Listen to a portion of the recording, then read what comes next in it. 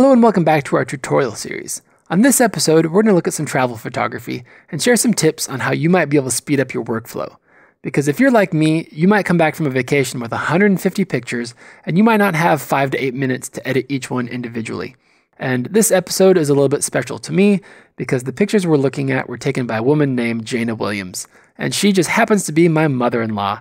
Her and my father-in-law just got back from a trip to Iceland. They took some amazing pictures. And I'm going to look at 3 of them here today. She was using a Sony RX100 camera, which is a lovely pocket camera. I mean, it's really quite small, but what makes it so special is that Sony put a 1-inch sensor inside. So it captures a lot of detail, a lot of light, really great pictures. So let's just dive in. And before we get to any major editing, make sure to change this to camera standard. Again, that's just my preference. And we might crop this picture. I don't know if this hillside is naturally supposed to be straight or sloped or what, but it almost kind of mimics a horizon line. So I'm just going to bend it back a little bit, make it a little bit more straight.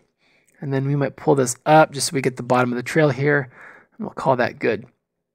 So let's jump in here and let's just give it a quick exposure raise. It's kind of a flat image in terms of contrast. So we might come in here and add 40 or so. Also, there's a little bit of shadow detail that might be lost down there because of the dynamic range. I think this is a picture that's going to benefit from a lot of clarity and for sure a bunch of vibrance because we really want some good color in here. I'm thinking though it's probably a little bit too cool, so we'll warm that up a little bit. Let's come in here and maybe change this to 50 and 50. Again, we don't really have time with a bunch of pictures to go through and hold down the Alt key and really go to town on these fiddly little bits. We want to just get a nice consistent look to all of these pictures so that they have a nice album to share.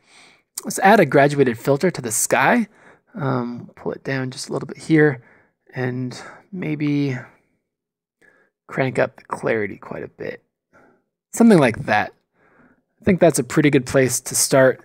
And so what we're going to do is we're going to take the changes we just made. Here, let's look at the before and after. And on my keyboard, I'm gonna hit Control, Shift, and C, and it's gonna bring up this copy settings dialog. Let's click all, and then maybe turn off the crop because we don't wanna, let's also turn off the graduated filter. So we're gonna copy these settings, and then when I press plus right on my keyboard, it's gonna go to the next picture, and then all we have to do is hit Control, Shift, V, and those picture settings from before are gonna be applied to this picture. Now, the thing is, we don't really have the exact same lighting or conditions or colors in this picture that we did in the past one. So we're gonna have to make some changes. I think the whiteness on the icebergs or whatever these are, glacier, are a little bit too bright. So we're gonna pull down the highlights quite a bit. And then maybe we could actually come in here and boost up the exposure, which will make everything brighter, but it'll take care of a lot of that. Let's maybe also drop the whites down quite a bit. So this is already looking pretty good. I actually want to see what happens if we jack up clarity all the way, then maybe bring down vibrance. That might be a little bit too bright for us. But otherwise, this picture is looking pretty good. Looks like tint came along with us on the ride. Again, detail is going to be the same. What we might want to do though is come in and maybe drop down a little bit more on the vignette. Really draw your eye to the center of the picture. But then let's come in here with some graduated filters and maybe, let's see, let's do something kind of wide. We'll stretch it down over the top here. Let's raise up the contrast. Let's maybe do about half. I think the highlights are still a little bit too bright, so we'll drop them down. And then maybe let's do one more pass with clarity cranked up. It's looking pretty good. Actually, I think the vignette might be a little bit too extreme. Let's try the trick we did last time where we changed it to color priority.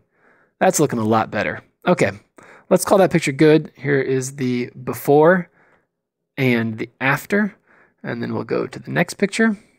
And we will do the same thing, Control Shift V, and paste those settings to this one. That's looking pretty good as it is. Let's see, let's actually maybe raise up the contrast a little bit more. Maybe drop down the highlights. Those mountains do have quite a bit of white snow on them that's making it look a little crazy. And then let's go in here with some graduated filters and let's maybe do, I don't know. Let's do something with the sky. Let's not actually adjust exposure, but let's go in here with clarity. Yeah, let's just crank that all the way up. And then I kind of like this pleasant little village down here. So let's maybe do another graduated filter. Well, let's see. Let's do something wide. Maybe up to where we roughly dropped off with the other one. But except instead of making it darker, let's make it a little bit brighter. And then let's make one more graduated filter. Maybe bring it up to here. We'll do basically the opposite. Something like that. Something that really draws your eye to the center of the picture. And then we can do a quick before and after. So I think that's probably a good way to do this. Find a good representative picture, go through and give it some adjustments, copy the adjustments, making sure not to take ones with you that aren't really appropriate. And then you can go through and just paste them onto each picture afterwards, making small adjustments along the way. So what you end up with, if we drop back out of this window, bring up the survey mode, you end up with 3 lovely pictures that all have a very similar color palette, a lot of similar lighting.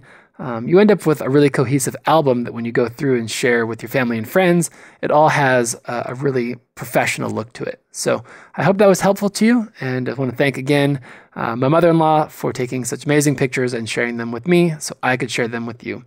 Hope to see you next Friday for another episode in this series.